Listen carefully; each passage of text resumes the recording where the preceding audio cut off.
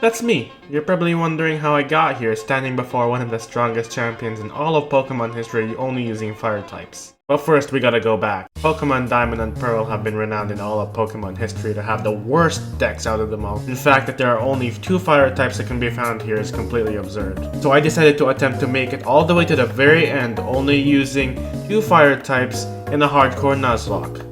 Yes, a hardcore nuzlocke. This is how it went. We start our journey in Twin Leaf Town, go out with our friend into a forest, get attacked by birds, and we steal Pokemon inside a lost briefcase. With our choice literally being obvious in Chimchar, that's what I go for. The only thing is, if I want to beat this run, I'd have to get a Chimchar that has good IVs and EVs in attack and speed, and also has hidden power grass. So I reset the game 37 times to be exact. On our way to the first gym, I make sure to only specifically try to fight Shinx and Starly because they respectively give attack and speed EVs, which will be crucial in the future. Our first rival fight doesn't put up a big fight because they never gave the man super effective water attacks, which is clearly beyond me. On the flip side, our Chimchar evolves into Inferno whilst fighting trainers on the way to the gym. The innate characteristic with Chimchar is that it actually evolves right before the level cap of 14, which he gains the fighting type, allowing this run to actually pick up off the ground. Taking on the first gym leader with super effective Mach Punch, we can take his first Geodude to potion range, heal up again, and finish it off with 2 more Mach Punches. Next up is Onyx, who can barely touch me because, well, it has a base attack stat of 45. After striking with a Mach Punch, he barely chips at my health, then I strike again with another Mach Punch, which before he goes down, he hits me with a Screech, lowering my defense significantly. This is really bad because his next Pokemon is Cranidos. I know that a single Mach Punch can't actually take it out in one hit, but in my surprise it does so in one hit, securing my first gym dodge. On my way to Eterna City, I take my time to dodge as many trainers as I possibly can because I don't want to over the level cap. Taking on Gardenia was a piece of cake. Clicking Flame Wheel 3 times is all it took. I mean, what did you expect to happen to a fight between fire and grass? I go on the route east of Eterna City to find my final encounter, Ponyta. Whilst it doesn't have really good stats, it's invaluable to share experience with. Hearing that the bicycle man was kidnapped by a bunch of dudes with bowl cuts, I stormed the Team Galactic building and was met by Commander Jupiter. This fight is notorious for being extremely difficult, but with those attack and speed EVs I invested in earlier, the Zubat falls to 1 Flame Wheel. And although this Skunk Tank was able to survive 1 Flame Wheel, it quickly falls to another one, only dealing pitiful damage to Inferno. Making our way to Hearthome City, there is a mandatory rival fight against Barry again. I send out Ponyta against Starly, which poses no threat as I tackle it twice. He then sends out Prinplup, so I switch out to Monferno. You'd think that this penguin would be very difficult, but they still haven't given this thing a water type attack yet. It first lowers my attack with Growl, which doesn't really matter, then I finish it off with 3 consecutive Mach Punches. Then he sends out his own Ponyta and I hit it with another 3 consecutive Mach Punches. And finally his Roselia falls to 1 Flame Wheel. So far we've gotten off unscathed by these trivially easy fights, but there is a mandatory trainer that guards the gates of Veilstone City. The difficult part of this battle is that it constantly is raining, powering down our fire type attacks. I start off with Ponyta and I strike his own Monferno with a stomp that takes it below half. Then he retaliates with a critical hit Mach Punch, bringing me down deep into the yellow. But he ends up using a different move, allowing my superior speed to outspeed it and finish it off with another stomp. This leaves only Gyarados, which lowers my attack to intimidate me. Knowing there's a slim chance of victory, I get a bit of chip damage with Stomp as it attacks me with a powerful Trash, bringing me down deep into the yellow. Knowing that I'll be taken out by another attack, I swap into Monferno to take the hit, which he does very well. At the end of that turn, Gyarados is confused from fatigue, which I take the opportunity to strike with a Rock Tube, dealing huge damage when reducing its speed. Gyarados hits itself with confusion as I take it out with another Mach Punch. If I had lost one of my Pokemon in this fight, it would be a snowball's chance in hell for me to complete this run. Our next gym fight is against the fighting type user Maylene. She begins the fight with Meditite as I send out Ponyta. I take the initiative to strike her with a Stomp, bringing her below half. Then she strikes me with a critical hit Drain Punch, healing her completely as it brings me below half. I restore my health with a held Citrus Berry as another Drain Punch leaves me deep in the red. I swap into Monferno as I take it out with a powerful Flame Wheel. Lucario is sent out next, but because it is part Steel type, I can simply outspeed it and take it out with a single Flame Wheel. Her final Pokemon is Machoke, and a single Flame Wheel is barely enough to take it to the halfway point, and he strikes with a Leer, lowering my defense. I unfortunately misclick and use Feint, as Machoke hits me with a Brick Break, taking me down to 31 hit points. A held Citrus Berry gets me back to 53 hit points as I strike once again with another Flame Wheel, leaving it only with a sliver of HP left. I fortunately get the Burn effect, which will reduce the firepower of Machoke's physical moves. But it doesn't matter in the end, as he just ends up using Leer and dying to burn damage at the end of the turn. This was way too close for comfort, and I'll need to start preparing for the next gym fight more precisely. When planning for Crasher Wake, I was stuck on what to do. He has a Gyarados that has Intimidate that renders our physical attacks useless. It also doesn't help that his team consists of water types, and if you couldn't tell already, fire gets doused by water. After asking my acquaintances of any ideas, I have the perfect solution. I didn't know this, but Ponyta has Hidden Power Electric, in which I didn't even know prior to looking it up. Monferno, on the other hand, has Hidden Power Grass. Gyarados and Quagsire get hit for ×4 super effective damage through Electric and Grass respectively. Now realizing this, I think I have a chance. I head to the Veilstone department store and pick up 2 TMs for Hidden Power. With this new strategy, I am now ready to challenge Crasher Wake. He begins the fight with Gyarados and initiates Intimidate, lowering my attack. Fortunately, Hidden Power is a special type attack, so this does not matter. I strike Gyarados with a super effective Hidden Power Electric, barely taking it out as he hits me with a Brine. Wake heals with a Super Potion, and I take it back down to the red again with a Hidden Power Electric. Because I am faster than Gyarados, I can take it out with another Hidden Power. Quagsire is sent out next, and fearing being taken out by Mud Bomb, I swap into Monferno as it uses Leer. A quad super effective Hidden Power Grass one-shots to Quagsire, and finally Floatzel is finally brought out. Hidden Power Grass brings Floatzel below half and heals with its Citrus Berry. He then hits me with a very powerful Brine, bringing me down to 22 health. Because I survived the hit, I take out Floatzel with another Hidden Power Grass. This was the main reason why I reset from Monferno's stats at the beginning of the game to give me Hidden Power Grass, and got the EVs and speed. After this gym fight, I chase a guy running around with a bomb. Kim Jong-un, is that you? Then we have another rival fight, which is very easy because he still does not have any super effective moves to hit my Pokemon. Game Freak, what were you smoking when giving Barry his Pokemon? As someone who's Canadian, the best way to deal with ducks is to fart at them after eating Taco Bell bean burrito. At the 5th gym, it was the hardest puzzle ever, math. Well, don't judge me, I misread the sign, I thought 3 times 13 was 19. But at least that mistake led me to get the experience needed for my Monferno to evolve. At least it wasn't wasted. Is that why math is in the ghost type gym? To represent nightmares? After that math nightmare, it is finally time for us to fight Fantina. She leads with Drifblim as I send out our newly evolved Infernape. I hit Drifblim with a super effective Rock Tomb as she strikes back with a Gust, dealing 1/3 of my health. I finish off Drifblim with another Rock Tomb. Miss Magius is sent out next. I risk a crit as I go in with a Flame Wheel, taking her down to half, restoring her health with a Citrus Berry. Fortunately, that Side Beam took me down to 12 HP as I send out another Flame Wheel at Miss Magius, taking it out. Fantina's last Pokemon is Gengar, in which I am forced to swap out. Gengar outspeeds and confuses Ponyta, in which I hit myself in confusion. I attempt to hit it again, getting hit by a Poison Jab as it takes me down deep into the red, activating my Citrus Berry. I fire off an Ember, dealing pitiful damage. I'm really screwed now, as Infernape will get destroyed if I swap it in. But I have no other choice as Ponyta can't deal significant damage to Gengar. So I do exactly what I didn't want to do. Fortunately, Gengar goes for a Spark, as I am unable to deliver a finishing blow with Flame Wheel, as Gengar strikes me with a powerful Shadow Claw, bringing me down to 15 HP. Fantina heals up to full as I go for another Flame Wheel, getting a high roll and taking out the Gengar. I did it! I made Fantina and her posh dress fall! Oh no, I meant that, no, I did. Cynthia came to hunt me down and punish me.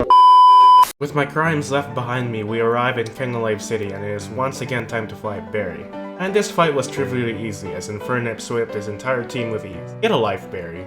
In preparation for the 6th gym, I backtracked to the Fuego Ironworks to pick up the TM for Flamethrower. Against Byron is a total pushover for all fire types. Now with Infernape equipped with Flamethrower, Bronzor gets burnt to a crisp, Bastiodon gets sent out next, and because of its sturdy ability, I hit it with a Rock Tomb to break it before finishing it with a close combat.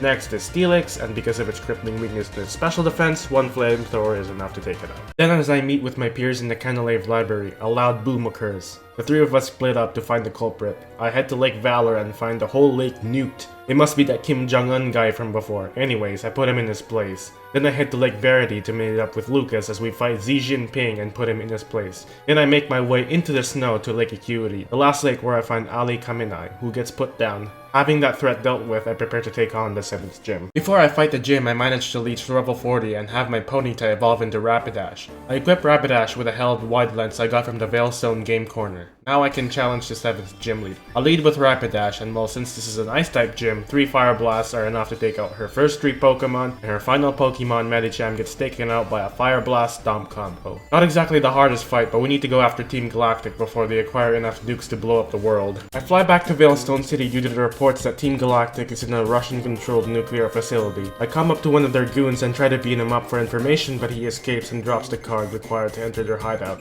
I storm the gates of the hideout and desperately try to find any clues to who their leader might be. I eventually made it to the core of their hideout, where I find the man behind it all, Vladimir Putin. Greetings, my friend. I am Vladimir Putin, and I am the greatest president to ever exist. To the outside world, I am a war criminal, but deep inside want to free you from your dictatorial regime within the West led by the United States and NATO. I enlisted the help of Kim Jong-un, Xi Jinping, and Ali Khamenei to gather the 3 Lake Guardians, and with their help, I will summon Dialga. He will produce the antimatter for me to create hypersonic intercontinental missiles that will breach American air defenses and hit United States soil. I see that look on your face tells me you want to stop me. Not if I allow it. Vladimir Putin wants to blow up the West, and I will not allow it. He leads with Murkrow, which I finish with a single close combat. I swap into Rapidash, which takes a supersonic attack on switch in. A hidden power takes it below half, then Putin retaliates with Poison Fang and gets the poison. Putin goes ahead and heals up Golbat with a super potion, whilst I take it down into the red with another hidden power. Next turn I get confused and take poison damage, in which Golbat hits me with another Poison Fang. With such low HP, I switch into Infernape to tank a bite, then I subsequently finish it with a Flamethrower. Finally, his last Pokemon Sneasel gets destroyed by another close combat. You have defeated me right here, but I am not done. I will head to Spear Pillar to summon Dialga and arrange nuclear missiles to be fired into United States, Ukraine, and the rest of NATO. I don't want Vladimir Putin to rain nuclear missiles down on us, so I make the treacherous path towards Spear Pillar. When I reach the top of Spear Pillar, I watch him as he summons Dialgas and initiates air raid sirens to activate within NATO countries. With devastation in sight, Barry shows up and we take on Kim Jong-un and Xi Jinping in a double battle. Dialga, create antimatter so I can use it for intercontinental ballistic missiles to strike NATO. Wait a minute, Obama, Trump, Biden, why are you here? Why did you show up here? I will not allow nuclear weapons to be used against us. I am stopping you so you don't nuke Greenland because I want it. Wait, where am I? Guys, where is my ice cream? I will not allow you to interfere in my war. Putin challenges us to a battle. He leads with Murkrow whilst I lead with Rapidash. I use Hidden Power Electric, then he uses Steel Wing to counter it. Putin subsequently heals with a potion as I take it down with a final hidden power. Gyarados is next, and it knows Earthquake. I know Rapidash can't take an Earthquake straight on, but it can definitely outspeed. I pull a Crusher Wake move and use Hidden Power Electric to take out Gyarados, but it falls short of a KO. Knowing this, I am doomed. Except Putin uses Giga Impact on Rapidash, which it survives on 14 HP. This leaves me with an opportunity to take it out with another hidden power. Putin sends Weavile next, and I have to switch out into Infernape, taking an Ice Punch on switching. Then I strike Weavile with a quad effective close combat. Then finally Putin sends out Crobat, and realizing I have no other choice, I click Flamethrower. But he doesn't even use a flying type attack! Then I defeat Crobat with another Flamethrower, granting me the victory. No, Dialga, why are you betraying me?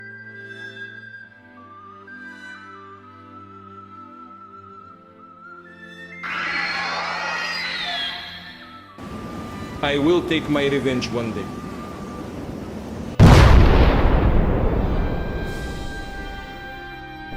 After all that Putin shenanigans, we can safely continue to our journey towards our 8th gym badge and arrive in Sunny Shore City. Before I do so, I go back to pick up the TM for Dig. My first order of business is to challenge Volkner, the Sunny Shore gym leader. He leads with Raichu as I send out Rapidash. Rapidash then fires off a Fire Blast straight at Raichu, taking it below half. And after taking a Charge Beam, I finish it off with another Fire Blast. Octillery is sent out next, and I'm not really sure why an Electric type gym leader has a Water type, but whatever. Hidden Power Electric takes it deep in the yellow as I have no choice but to take a super effective Octazooka, which I tank quite well, leaving me with a quarter of health left. Another Hidden Power is all it takes to take down Octillery. Fearing a KO by the incoming feeling luxury, I pivot into Infernape to take the incoming Thunder Wave as it uses a pitiful crunch at me. I use Dig and manage to connect, falling short of the KO. Healing with a Citrus Berry is futile as I can take it out with another Flamethrower next turn. Volkner's final Pokemon is Ambipom, which isn't even electric type either. Because I'm paralyzed, I cannot move faster than it, but it just ends up going for Nasty Plot, in which I become immobilized and take it out with another close combat, acquiring a last gym badge. With the final gym defeated, I head north of Sunny Shore City towards the water, then I make it to the gates of Victory Road. Then I cross Victory Road and make it to the Pokemon League. For preparation to take on the Elite Four Gauntlet, I go back to get a TM for Earthquake, Sword Stance, and Natural Gift. I head to Route 221 to pick up the Expert Belt as well. I head back down the falls from Victory Road and fish for Love Disc in order to get Heart Scales to exchange for moves. Lastly, there is one fight against Barry, and because his team is cripply weak to Infernape, I break no sweat in sweeping him. I'll be going into the Elite Four with Infernape with the moves Flamethrower, Close Combat, Hidden Power Grass, and Earthquake. Rapidash will be going in as well with Hidden Power Electric, Bounce, Mega Horn, and Flare Blitz. As we progress into the Elite Four, I'll have to switch up my movesets and items, but I'll figure I'll start with this. Our first opponent in the Elite Four is Aaron. He's the weakest of the Elite Four simply because he lost to Team Rocket in the anime. Because we are 10 levels higher than him and have the type advantage, Infernape mops his entire team with absolute ease, claiming our first victory. I feel like Aaron should be a Ghost type trainer with his ace Chandelure. Maybe that's just me. Our next opponent is Bertha. While she may have the upper hand due to her advantages, Hidden Power Grass wipes her first two Pokemon with quite effective damage. Her Hippowdon proves to be a slightly more difficult challenge as Infernape can't take her out in one hit and she restores her health back up, in which another Hidden Power can't even finish her off. Bertha uses a full restore on Hippowdon, which leaves me in the perfect position to strike it twice with two Hidden Powers. Golem is next, but because this one doesn't have Sturdy, a single Hidden Power is enough to take it out. Finally, an Expert Belt boosted Close Combat is enough to defeat the old lady and move on to the next fight. Flint is a master of fire types, but only has fire types on his team. Kind of like me. How ironic. I'll need to prove to him that I'm the better wielder of fire by immediately taking out his first Pokemon with an Expert Belt boosted Earthquake. His incoming Lopunny succumbs to a super effective close combat. Then Infernape is sent out next, and because my defenses are lowered by close combat, I decide to take the risk for an incoming Earthquake. But he doesn't even use it as I take the Mach Punch straight on and strike back with an Earthquake of my own. He's really throwing into the towel now, and I'm not sure why. His incoming Steelix falls to a single Flamethrower. His last Pokemon Drifblim is next, and because I'm super frail, I swap into Rapidash as he uses Double Team. I miss my Fire Blast on switch in as he sets up with Double Team. I switch up my strategy and use a much more accurate Hidden Power and strike it below half, and tanking another Ominous Wind. I connect with the final Hidden Power, granting me the victory. For the final Elite Four, he's the strongest out of them all, and is it just me, or does he look like a homeless magician trying to pull out baddies out of the side of the street? Anyways, I switch up my strategy with Infernape holding a Papaya Berry, which reduces Psychic type attack damage. I use a Sword Stance as Mr. Mime doesn't even bother to go on the offensive, using Light Scream, which won't even matter anyway as I'm using physical attacks. I follow up with a Shadow Claw taking out Mr. Mime and the subsequent Alakazam after. Girafarite falls to a +2 Earthquake. Bronzong tanks a Flamethrower and falls short on taking me out with an Earthquake, in which in the next turn I can use a Flamethrower to take it out. Metacham is next, and he doesn't even stand a chance as a Shadow Claw finishes off and I absolutely destroy him. I should warn you, the champion is far stronger than the Elite Four. Bro, you're really thinking you can scare me off from the next battle because you can't even smash the champion yourself? I don't think so. On the topic of smoking hot Latinas Lucian wants to smash, Cynthia is our final bastion that we need to topple. Fortunately, this is where I think we might lose, but I think I have a trick up my sleeve. Remember all those EVs we invested in attack and speed?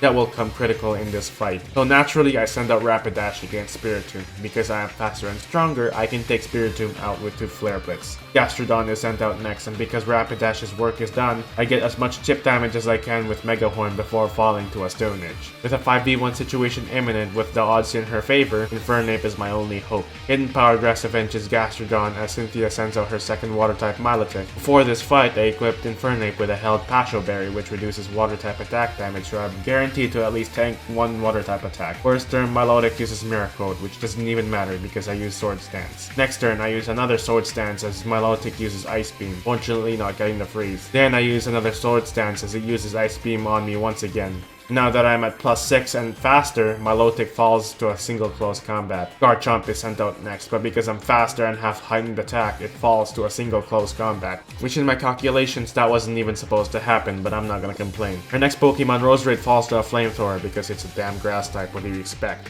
Then her final Pokemon, Lucario, which is a Steel type, and guess what? It's weak to fire, so a single Flamethrower is enough to take it out, and I have finally smashed Champion Cynthia. Wait, that sounds wrong.